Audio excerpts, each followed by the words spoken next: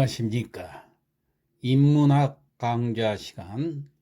오늘 이 시간에는 이기론에 대한 이해를 돕고자 합니다. 자, 먼저 이기론을 얘기하려면은 기가 무엇인가 하는 것에 대해서 알아봐야 되겠죠. 자, 기란 무엇인가? 음양에서 음과 양은 기의 두 가지 양태로 해석이 되면서 오행의 목, 화, 토, 금, 수는 기의 다섯 가지 양태로 설명을 하고 있습니다.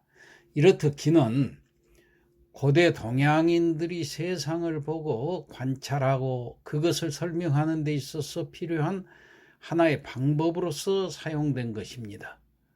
따라서 고대 동양인들은 기라는 것을 세상 모든 만물의 근본적인 구성 요소라고 생각한 것입니다. 그러니까 세상 모든 만물의 근본적인 법칙은 도이고 모든 만물의 구성 요소가 기가 되는 것입니다. 실제로 현대 중국 철학의 용어로서 기는 모든 존재 현상은 기의 취산,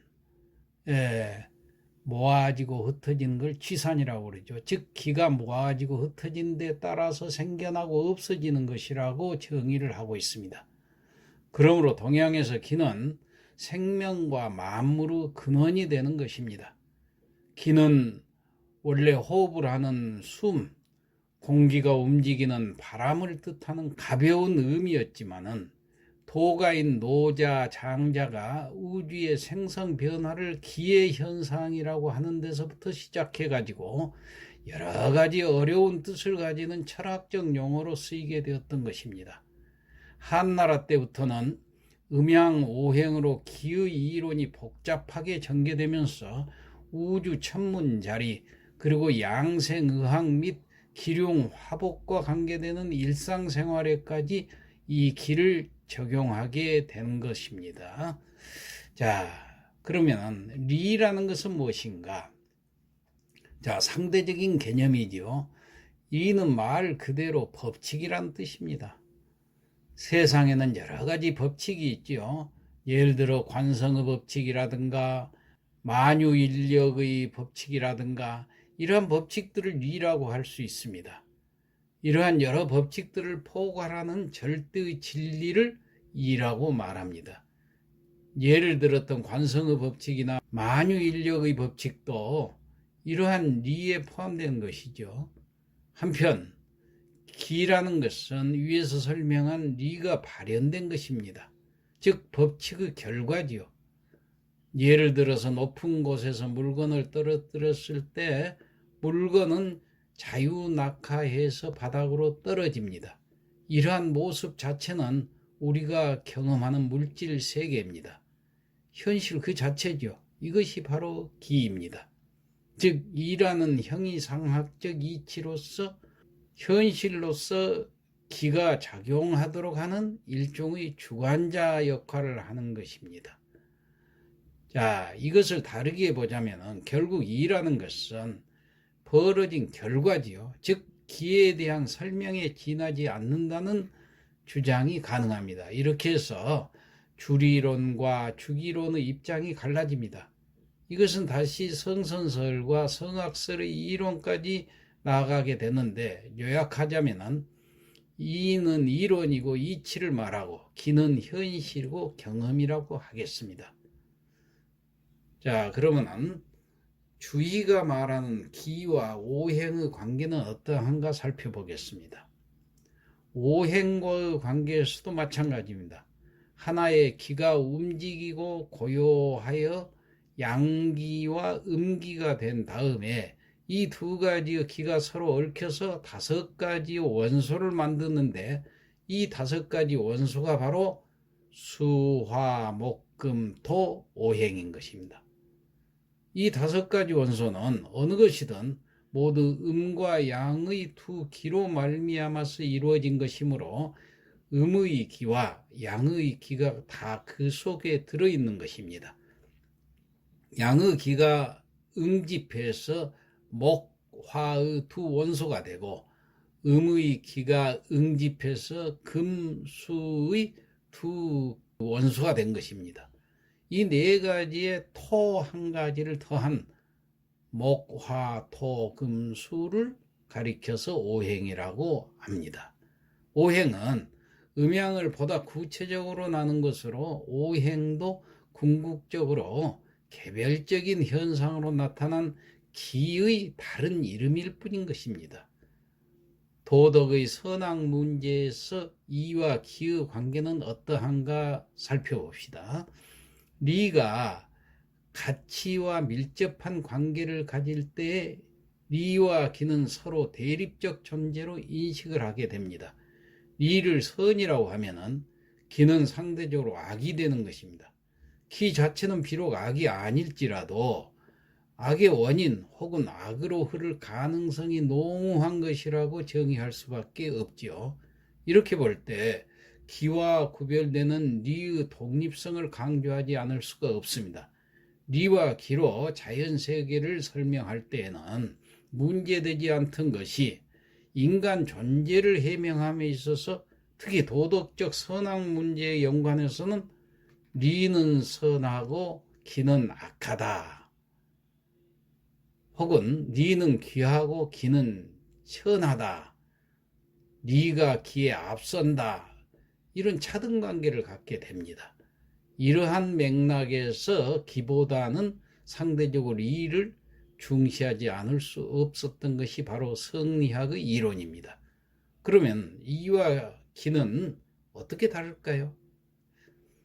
이러한 이가 정호와 주의에 이르러서는 만물을 구성하는 물질의 근원으로 보지 않고 물질적 차원의 어떤 속성, 즉 물질의 구성 요소로 이해를 하게 됩니다. 이와 구분되는 또 다른 차원, 즉 기의 존재 근거로서 이를 설정하고 이 이에 대한 상대 개념으로 기를 다루어 나갔던 것입니다. 이 세상에 존재하는 모든 것을 리와 기로서 설명하는데 존재하는 모든 사물 그 자체를 기라 하고 존재하는 것들이 있어야 할 모습으로 있게 하는 그 존재 방식을 규정하는 그 원리를 리라고 했습니다.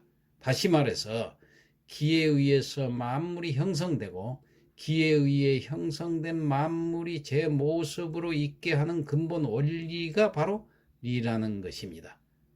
이로써 기의 개념은 리와 함께 성리학의 이론 체계 속에서 아주 중심적인 위치를 차지하게 됩니다. 네 번째로 리와 대조적인 기의 성격을 좀 더 파악해 보도록 하겠습니다.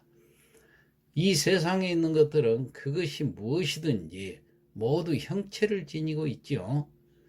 이 형체를 지니고 있는 한 그것은 반드시 기로 구성되어 있습니다.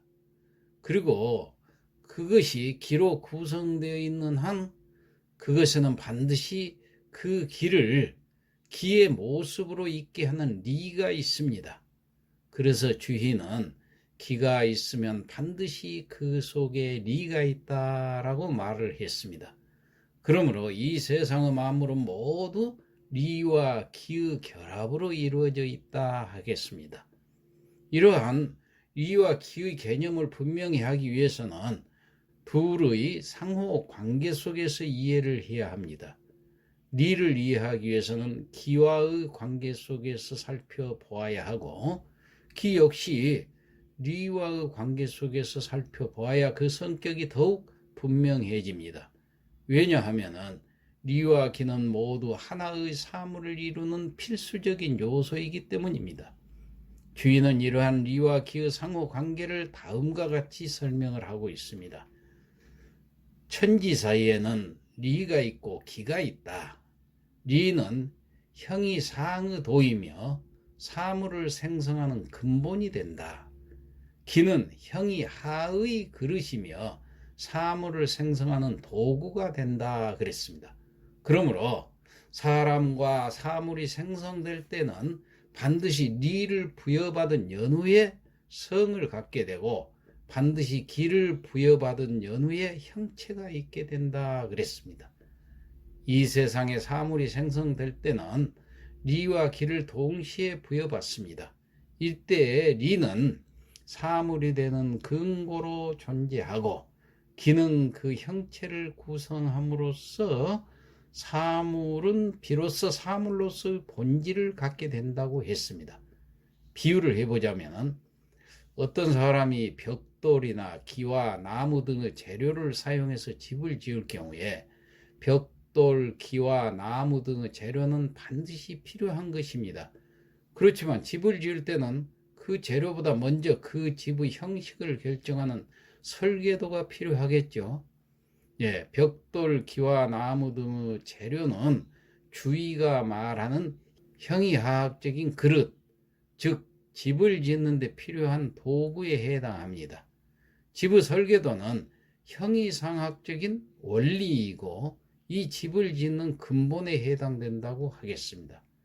그리고 집이 완성되면 집의 설계도는 바로 그 집의 형체 속에 있게 된 것입니다. 이것은 기가 있으면 반드시 리가 기 속에 있다는 말이 되는 것이죠. 자, 그러면 마지막으로 본연지성과 기질지성이라는 게 무엇인가 살펴보겠습니다.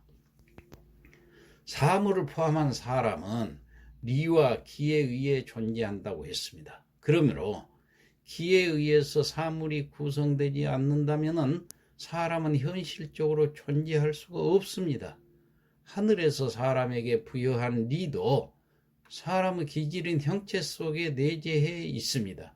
사람의 기가 사람의 형체 속에 내재함으로써 비로소 현실의 인간성으로 존재하며 사람의 기질을 통해서 비로소 드러나게 됩니다.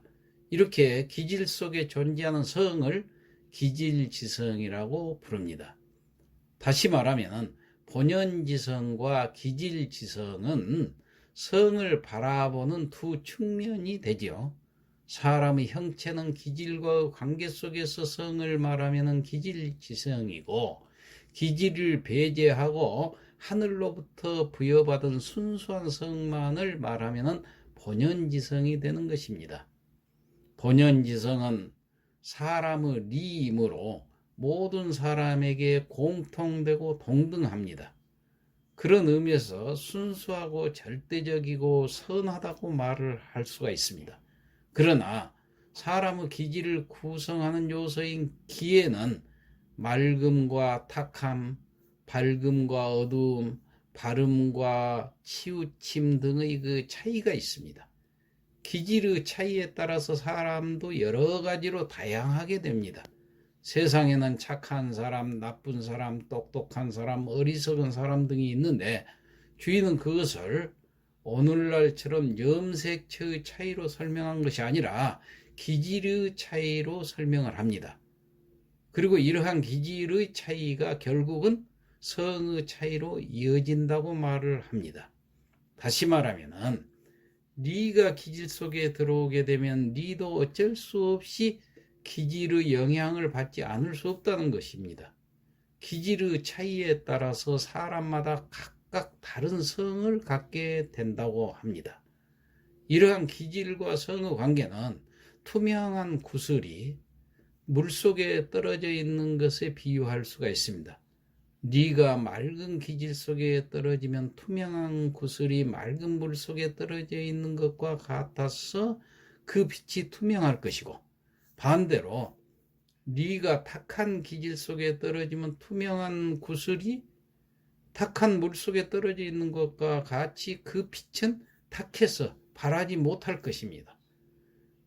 하늘로부터 부여받은 성 그 자체는 투명한 구슬처럼 항상 빛을 발하지만은 구슬이 맑은 물 속에 떨어지면 빛을 발하고 탁한 물 속에 떨어지면 빛을 발하지 못하는 것처럼 성을 담고 있는 기질에 따라서 그 성의 내용이 달라진다는 것입니다. 자, 이상 이기론에 대해서 살펴보았습니다. 마치겠습니다.